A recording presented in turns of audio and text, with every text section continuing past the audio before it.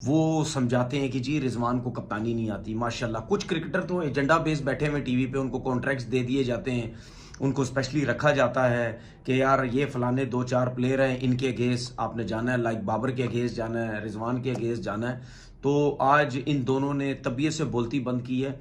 मैं पागल नहीं हूं कि मैं बाबर आजम या तो लन है या तो विन ही विन है, एक साथ सीरीज विन है। यही पाकिस्तान क्रिकेट है आपके लिए। 1 मिनट ऊपर 1 मिनट नीचे फिर दोबारा ऊपर। जबरदस्त मैचेस जीते हैं ये दो, और ये दो मैचेस जो थे पाकिस्तान के कॉन्फिडेंस के लिए बहुत ज्यादा जरूरी थे moving into champions trophy. Partnership का बोल रहा था बाकी उसने कहा किंग बाबर के साथ पार्टनरशिप आपकी। रिजवान ने कहा कि मेरी तो रमीज भाई ने हाथ पांव जोड़ के भेजा होगा यार, ये कहती तुम्हें हो। पता है इसको बाबर अकेले इसके साथ खाली बाबर नहीं लगता, इसके साथ किंग किंग जरूर लगता है। हालांकि कामरान ने बताया है कि यार अच्छा बहरहाल लेकिन अभी भी थोड़ी सी इंप्रूवमेंट की जरूरत है। मिडिल ओवर्स में बहुत ही ज्यादा बॉक डाउन हो जाते हैं। और बाबर और रिजवान ठीक है, 100 रन की पार्टनरशिप आई, अच्छी आई, लेकिन एक स्टेज पे बिल्कुल फंस गए थे, दोनों ही फंस गए थे, दोनों एंड से काफी ज्यादा सुस्त खेले। और सारा जो लाइमलाइट है वो एंड पे जाके ले गया कामरान गुलाम, और अपने पावर हिटिंग की वजह से, गेम अवेयरनेस की वजह से हर एक को रख रख के मारा भाई। 25 बॉलों पे 50, 32 बॉलों पे 63 करके गया है। रियल जो टर्निंग पॉइंट इस मैच का बनेगा उसकी इनिंग्स बनेगी जो उसने माइंड ब्लोइंग इनिंग्स खेली है। क्योंकि आप देखो पाकिस्तान ने इस ग्राउंड की जो फर्स्ट इनिंग्स की एवरेज है वो 237, और पाकिस्तान ने जब 290 किया वो हाईएस्ट जिसको कहते हैं ना टोटल बन चुका हुआ। इतना टारगेट सेट कर दो कि दूसरों के लिए मुश्किल हो, जबकि सब ये कहेंगे नहीं जी ये तो बड़ी बैटिंग विकेट थी, ये थी, मगर यस बिल्कुल बैटिंग विकेट थी, रन्स की भरमार यहाँ पे थी। आप मुझसे पूछे तो ये तो 350 350 की विकेट थी, मगर जिस तरह की आज बॉलिंग हमारे पेसर्स ने की, एंड वाकई शाहीन शाह अफरीदी ने जिस तरह हैं, अगर इसकी फॉर्म अच्छी हो जाती है तो हमें आगे फायदा है। अगर आज उसने 73 रन की इनिंग खेली और 100% 100 था उसका, 100% 100 था, वही बात है कि उसकी कहीं ना कहीं बैड लक इतनी है कि अब आप देखें इसके साइम अयूब शॉटें मारता है, वो स्लिपों के बीच में जा रही, बीच में से कीपर स्लिप के बीच से जा रही है, ये शॉट मारता है, ठीक है, जब सेट हो जाता है सीधा हाथों में चली जाती है। तो बैड लक तो चल रही है अभी, लेकिन उसके लिए बहुत अच्छा है।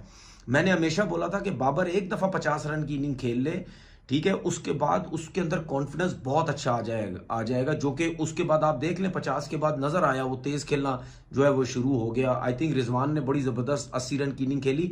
अब आप ये देखो कि इन दोनों ने इनिंग खेली है, जो हम बार बार नहीं बोलते थे कि बाबर रिजवान रन करते हैं तो आपकी टीम अच्छा टोटल करती है। भाई 50 ओवर की क्रिकेट के अंदर इस किस्म के एक दो प्लेयर्स टीम में होने चाहिए। 50 ओवर क्रिकेट बहुत होती है, ऊपर आप तेज खेलने वाले हो, ठीक है, फिर 5वें 6ठे 7वें नंबर पे ऐसे प्लेयर हो लाइक जिस तरह कामरान गुलाम, आउटस्टैंडिंग बैटिंग की है, मजा आ गया कामरान गुलाम।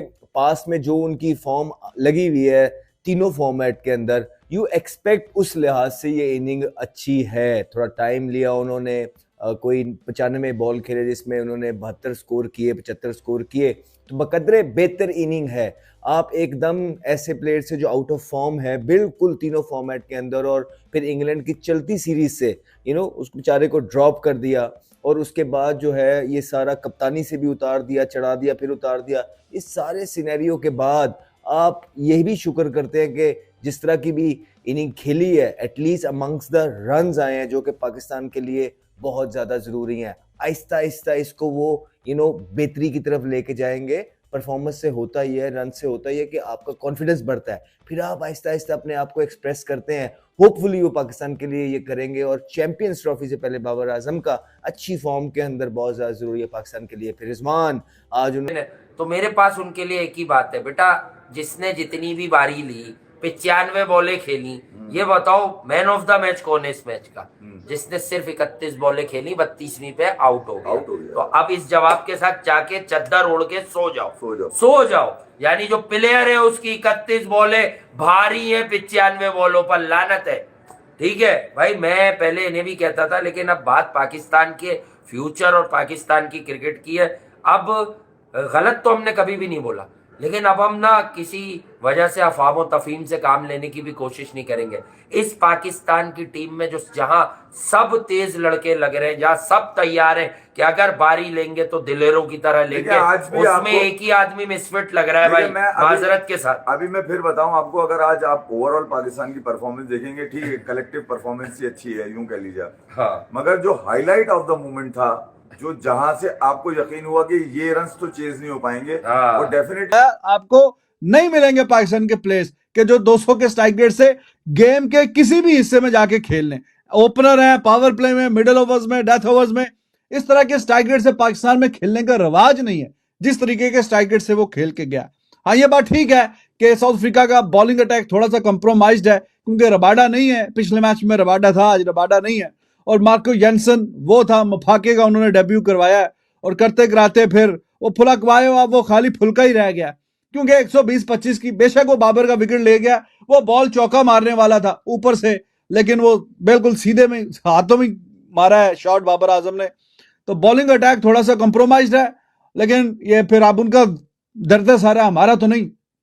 तो जिस तरीके से खेले हैं और एंड पे जो हिटिंग हुई है आखिरी 10-12 ओवरों में, जब से ही कामरान गुलाम आया क्रीज पे, उसके बाद से जो जिस तरह की हिटिंग शुरू हुई है वो लाजवाब है। हालांकि वो देखा है जब रिजवान आउट हो, जो भी हो जैसा भी हो, साउथ अफ्रीका की जो फील्डिंग थी स्टार्टिंग में बड़ी आउटस्टैंडिंग थी। बाबर का कैच 133 की स्पीड से वो बॉल आया था, जो एडन मार्करम ने पकड़ा तो नहीं, फंस गया उसके अंदर, वो कैच हो गया। उसके बाद फिर जो कैचेस छूटना शुरू हुए ना अफ्रीका ने, वहां पे मैं समझता हूँ कि ना मोमेंटम लूज किया। कामरान का भी 1-2 कैच छूटे मेरा ख्याल है, उसके भी छूट रहे थे, काफी कैच छोड़े, बबूरा ने भी कैच छोड़ा। लेकिन जिस तरीके से पाकिस्तान ने फिनिश किया, सुपर बल्लेबाजी की है, 328 बोर्ड के ऊपर लगाया, मजा आया। सिवाय अब्दुल्ला शफीक के, इसने तो पता नहीं कौन से डक के रिकॉर्ड बनाने हैं। ये लेफ्ट आर्म बॉलर को खेल ही नहीं सकता। इसको चेंज कर देना। आप देखिए साइम अयूब आज एक अलग अप्रोच के अंदर था, आज वो तेज खेलने वाली अप्रोच के अंदर था, और वो भी उसने मफाका को, पता नहीं मुझे लगा था छक्का हो जाएगा लेकिन फील्डर पीछे था। मफाका को, फास्ट बॉलर को इधर थर्ड मैन पे खेलना भाई साहब रिस्की काम होता है, ये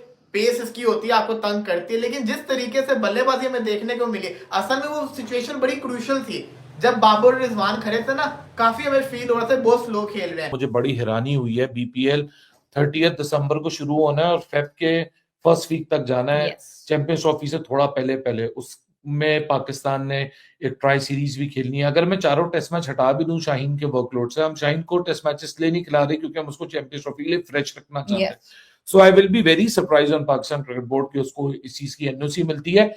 लेकिन शाहीन को खुद समझ आ रहा होगा कि जब आप प्रॉपर रेस्ट करते हैं ना, आपकी बॉडी भी रिएक्ट करना शुरू कर देती है। 140 की टॉप स्पीड थी शाहीन शाह अफरीदी की, और शाहीन को जब बॉल उसका टेल हुआ, शाहीन एक डिफरेंट ही बॉलर आपको नजर आ रहा था सेकंड स्पेल के अंदर।